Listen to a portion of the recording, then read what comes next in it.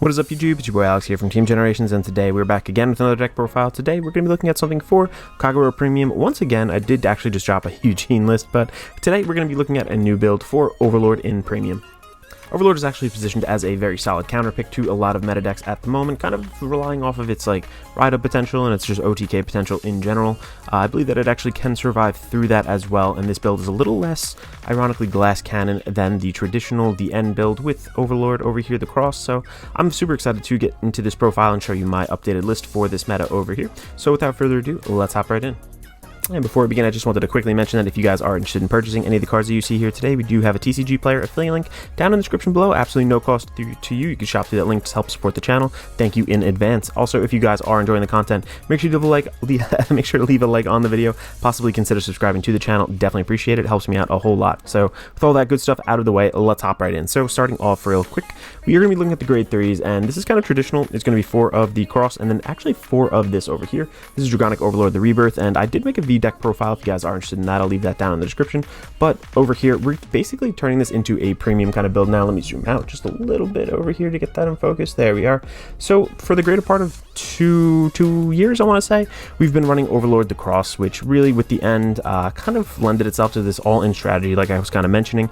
But now we don't necessarily need to be doing that. We don't need to be going as nag or as balls to the wall as we were previously, and actually still have almost the same pressure, if not a little bit more. So essentially what the Cross does is pairs up with the Rebirth over here. The Cross act on Vanguard circle once per turn. You basically Soul Blast one, search your deck for an Overlord card, tuck it into your soul, and then it gains all that card's abilities. So essentially you're searching out the Rebirth, and you can ride into the Rebirth itself too. Doesn't really matter. This is just a way to get to that, because really the Rebirth skill is what we want. Also, there is some subtext over here too. It's not really super important. The drives can't become less than 0 if your opponent's Vanguard is grade 3 or greater. Also, when you count the effects for a card in hand, basically all your hand is always considered 0. So this is important and really not in some ways in this deck. It's really focused more towards the end like it used to be, but over here we want to focus on the Rebirth, which is our main kind of unit for this deck now. We do want to kind of always be going into this pretty much from the get-go all the way to the end of the game. This is really our bread and butter every single turn. So basically at the beginning of our battle phase, we have to lock all of our rear guards.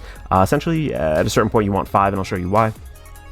But at the end of battle, we get to counterblast 1, discard a card from our hand, and then stand this unit. This guy must do this one first for its first restand. So again, Overlord, all about restanding. Its second skill, when this unit attacks a Vanguard, Soul Blast 1, and then for every 2 of your locked cards, you can choose one of your opponent's rear guards and then retire them. So if you have a full field, you're basically popping 2 of their rear guards every single turn, which is pretty cool. The Soul Blast, you want to be careful though. You can run thin at certain points in this game, but overall it's not really too big of a deal and can shut down some early aggression, especially if you are going first, which you definitely want to be doing in this deck pretty much at all times. Its third skill, and probably one of the most important, auto on Vanguard circle at the end of battle that this unit attacked. If you have 5 or more locked units and you have 4 or more, you're at limit break 4 essentially. You have 4 cards in your damage zone. You get to discard 2 cards from your hand, not even a counterblast, stand this unit, get an imaginary gift force. So you're getting another force, and read the text on the first and second skill over here. There's no loss of drive check, so every single time you're drive checking twice, and in Premium where the overtriggers in the deck, that's really good. I mean, if you're drive checking 6 times per turn, that is pretty decent overall. Your hand size will obviously suffer as you kind of discard a little bit, but this is nice because you can pace the game. If you don't have the right tools, which I will show you how to pretty much get that full skill live on your very first grade 3 turn, if you don't have the tools to kind of do that, you can just go with the 1, discard 1 from hand, counterblast, not really a big deal. Have a solid hand, go into your next turn preparing for your next blowout kind of turn overall, or just counter starve them in general, or just resource deny them by not attacking a whole bunch. So I actually really do like this card. I think it kind of provides like a whole new layer to this deck. You have to kind of approach this deck a little bit differently, so you'll see what I'm talking about as we kind of get through the builds. But I am definitely focusing on the Rebirth. There is actually no end in here. I was trying it again. If you just fail on an end turn, I feel like you lose the game, whereas if you don't push them super hard on a Rebirth turn, I don't feel like it really is the end of the game at all. So that is that for our grade 3s. We are going to be looking at 2 over here for our grade 2s, Stricken. So this is the OG Stricken, and I find that when I'm going first and I'm ready to really just close out my opponent as quick as possible, this is actually an excellent ride target because you kind of counter starve them. It is decent if you go second as well for that reason, but It allows you to kind of bulk out a little bit, so this has restraint, so this unit just cannot attack. But its second skill, when this unit is attacked, there are no boosting units. This guy gets an extra 5k until the end of that battle, so your opponent has to commit more cards from hand, which helps you in the long run once you ride that Overlord and get the rebirth kind of going over and over. And its third skill, probably the most important, when another Kagero rides this unit, choose one of your Vanguards. That guy gets an extra 5k and a crit until the end of turn, so a free crit and a free extra 5k on there basically means it's like you're at the very least a 28k 2 crit kind of attack when you're going Force 1, which you always pretty much want to go in this deck over here. I really do appreciate this card, and I think that in the right situations it is good. This is kind of like, you really have to know when to pull this down, but if you have that and if you time it right, kind of play into it in the right scenario, I think it's actually extremely deadly, so I really do like it. I'm including it at 2 of as a result. Next up over here, I'm actually going to, let's hold that card. I'll show you the 2 and 1 kind of at the same time, but the next up for the grade 2s over here are 4 of Igni Road Dragon. When placed, look at 7 cards on the top of your deck and then reveal up to 1 Draconic Overlord to cross from among them, put into your hand, shuffle your deck. Just really great for consistency. Its second skill is not really used too much in this build because everything ends up being locked when your Vanguard attacks. If your hand is 4 or less cards, this unit gets 5k until the end of turn. Also, this can be placed on Van or Rear for that first skill, so consistency, just getting cards out of your deck, maximizing your drive checks and be as lethal as possible. I don't like the one for Overdress, the one that you have to counterblast for. You need to save your counterblast kind of in this deck for 2 cards, and I'll show you just in a little bit. It really doesn't have like a resource issue necessarily, but defensively we want to save them just for our turn. Offensively you need them as well, so definitely want to have that. And then let me clear these out of the way. I'm going to kind of go into the grade 2 as well as the grade 1 at the same time because they're kind of a pair, but this is really the zinger. This is really the card that brings the deck to life, this pair over here. So this is 8 copies total, essentially doing the same thing, just different bodies on them. But this is going to be Breath of Demise Vulcan and then Breath of Origin Rolamandry. So essentially what they do when this unit is placed on Van or Rearguard Circle, if you have a Kagero or Vanguard, you may pay the cost. If you do, put the top card of your deck into the damage zone till the end of turn, choose a card from your damage zone at the end of turn, and then you return it to your deck, shuffle your deck. So this is good for a couple different reasons. A, it gets you to limit break. So obviously you want to be at limit break. There's no doubt about that. Like, you need to be there to pretty much close it out if you want to have any hope to close it out and get the full 3 kind of Vanguard swings off. These guys let you do it. Your opponent tries counter starving you, doesn't really let you get to that 3 or 4 kind of point. Boom, pop 2 of these down. Normally I would say you need 2, and that'll get you to at least the 4. Sometimes if you have more in hand, I would always recommend going to 5, just because you could potentially heal yourself out of the limit break skill at 4. I've done that before, so don't make the same mistake. Use as pretty much as many of these as you have, and it kind of replaces its own counterblast. So if you have just 1 counterblast open, boom, 1, 2, 3, you can pop down. You could still just get those 3 extra damage off, even though it does cast a counterblast. So they both do the same thing, just in a different form, a grade 1 and a grade 2. This is 100% necessary in this deck. This is definitely the way I chose to build it. This is really the lifeblood of this deck in general.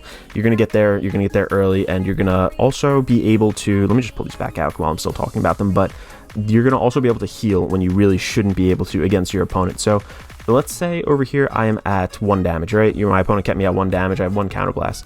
I counterblast, put the top card, counterblast. I get myself to 4. Let's say they were at 3 damage. When I drive check, that means I heal out, right? They were at 3, I was at 1. I still get to heal, and then I put all those cards back at the end of turn. On top of that, plus I healed out, so I'm at no damage. So that kind of allows you to go all in like we have been talking about, but at the same time too, still kind of heal out and bulk out for the long-term game. So I definitely feel like this is the better build right now at the moment for Overlord. The end build is just a little too fragile. The game is kind of evolved past it at this point, so I'm choosing to do that. And then continuing on with the grade 1s over here, I'm running 2 of this guy. This is going to be Calamity Tower Wyvern. Pretty simple skill. Just be careful with this, I will mention, because it's act on Rearguard. Soul Blast 1, retire this unit, and choose one of your Vanguards, gets 15k until the end of turn. Make sure you pop this at the right time. You need bodies on board for the 5 units to be locked for the rebirth, so if you know that you're not going to be able to replace units on board, don't activate its skill. It's more worth it just to have the 5 on board, but this is excellent. So if you pair this with the Stricken, if you're really trying to go for it on your first grade 3 ride, this is like a super high pressure kind of play. So just be aware of the timing. Again, I mentioned Soul becomes a little bit, not of an issue, but you just have to manage it wisely in general. And also just make sure you have the ability to keep 5 bodies on board. Next up over here too, just for a consistency play, we are going to be looking at 3 of our top 5 Searcher and then 2 of our Lizard General Conroe. So Conroe's a little bit older. Everybody knows what the grade 3 Searcher does at this point, but if you don't, you just toss it down, Van or Rear, you get to search the top 5 of your deck, add a grade 3 to hand, and then discard a card from your hand if you added. Its 5k condition is just if you have more Rear Guards, gets an extra 5k. Power doesn't really matter. Everything's through the Vanguard in this deck in general. But over here, Lizard General Conroe, it's really for the counter starve scenario where you potentially don't have enough to even get off the, what is it, the rebirth skill, which is very, very rare, but I have had opponents try to starve me out like that, and this guy has come in clutch. Also, it does search for an Overlord with the first skill, so you basically reveal a grade 3 from your hand, go search for an Overlord. If you added a card, you know, you discard something from hand, so it's up to you if you want to use it. This is kind of like a question mark. You can put something else in the deck too. I actually do like it. I've used it once or twice. It's not the most necessary in the world, but I actually liked it as a consistency play, so overall, I'm keeping it in my deck. Next up to something a little bit interesting. I'm actually choosing to run 3 of the new PGs and not the Overdress PGs. Everybody's probably like, oh, you know, Overdress PGs are just 1 card from hand, and then because of the crosses skill, you know, you just discard that 1 card from hand and it acts as a PG. I think that's actually great, and I think you still can run those, especially if you don't have access to this card, but my locals luckily did get this in. It's not really hard to get these, I don't think, but essentially, let me read its skill first and you'll see why. And then 1 Elementaria Sanctitude. So on Guardian Circle, or on Rearguard Circle, when your Vanguard is attacked, Soul Blast 1, move this unit to the Guardian Circle, and then it has the regular Sentinel ability. So this is important because there's going to be times in this deck where you need bodies on board and you're going to have to just place a PG down on the field. I really believe this card was built for this deck for this reason specifically, both in V and in Premium, but essentially you need to commit cards to the board, and once you commit a PG, you know, it becomes a dead card, whereas now it doesn't really. So this is the Soul Blast kind of condition that I was warning you about. You know, once this is locked, unlock it, its skill is live for next turn, doesn't retire or anything like that. Soul Blast 1, move it to Guardian Circle, and you're good. So I really like this card. I think that it's definitely necessary in the deck. And then 1 Elementary Sanctitude, really easy to just say, hey, look, you're on your stride turn, guess what, PG, don't have to discard anything from your hand. It's a little annoying to get, and this isn't really super budget anyway, so I had no problem really including it in here. Lastly, over here, we're just going to go over the starter, and then let's hop into the triggers. Getting into the triggers, of course, first and foremost, we are going to be talking about the Over trigger, just Dragon Empire 1. This deck is all about restanding. This trigger is basically made for this deck over here, so there is no debate, really. This is the best trigger for the deck. Next up over here, too, I'm choosing to run 10 crit, and 2 of the crits you can kind of switch out. I'm running the stride crit just because, you know, you don't, 99% of the time, you don't really stride in this deck, by the way, if you haven't figured it out already. But over here, Dragon Dancer Tifa also, another 4, and I'm just running 2 of the regular vanilla crits just because they have the 15k shields. You can slot them in with like older, you know, any effect triggers you kind of want. That's fine as well. Definitely don't really need anything else, but I'm trying out 1 other draw trigger just to see if draw is valuable in this deck, because there are times where like you can't really get 5 units down on board. So every time I hit it, I'm just really testing this right now. So that's up to you. Just, you know, whatever trigger lineup you want. I think since we are running a bunch of the PGs in deck, we don't have room for the crit sentinels. Otherwise, I would run them overall. But lastly, 4 of our heal guardians. It's just Kagero's too good to go 16 crit in Premium. They have access to such good G guardians at this point. So with that being said, let's hop into the G zone and get started. So just really quick before we hop into the G zone, just a word of forewarning, like like I said, 99%, 90%, whatever of the time, you really just do not go into your G zone. The situation has to be like pretty much like, oh, I have to go into something, otherwise I can't play the game kind of deal, because the whole strategy of this deck is really to run through the rebirth and get those multiple attacks off. But if you can do it some other way with this, sure, go ahead. But our G zone, just to kind of have something filled out, I do have 2 of the Purge. Basically ping your opponent for a damage and then get the same number of drive checks as the amount of damage they have. So, you know, they're at 5 damage, this guy gets 5 drives. Could definitely, you know, be useful in the right time. Flip fodder over here, 2 of the aces, don't really need those. Zanburst Dragon over here is good for clearing a big field if you really need to. Like, you can go into these, it's not like the biggest deal in the world. We don't really run like a ton of grade 3 spares to kind of go into, but it is decent overall still. Why not include it? It's one of the better cards. For Kagero's G zone over here as well, we are looking at 3 Dumb Deed Valor. They've got a bunch of PGs out. If you've already stacked a bunch of force markers on your Vanguard circle, let's say, this isn't the worst thing in the world to kind of go for.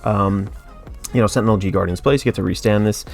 Not the worst. 3 of Barakat over here. Barakat, right? Yeah, that's how to say it. Again, just a little bit more pressure, a little more drive checks. Not really the lifeblood of this deck. Don't really need to go into it. G-Zone's kind of thin in general. 1 Abdeslam or whatever. Get an extra 10k over there. And then over here, kind of like a pseudo PG. This is interesting at certain points. Soul Blast 1, discard 4 cards from your hand. Choose 1 of your units. Cannot be hit till the end of battle.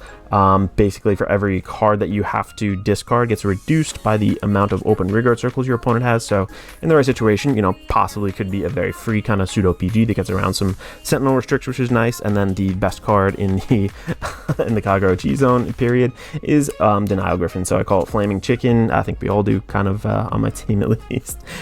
Basically CB1s placed on Guardian Circle. pop one of the attacking rear guards, and that's that. So that is really the deck in a nutshell. Again, you're really playing to the rebirth, you're riding up, making sure that you put on that pressure, and even if you don't put on like insane pressure, it's not that bad to just be on a regular rebirth turn, stand up once, gain, farm some hand, and Kagero has a lot of tools to kind of keep it in the game for a little bit later into just surviving a little bit longer. So thank you guys so much. Let me know how you're running your deck down below. If you have any questions, let me know. This is Alex from Team Generations signing out.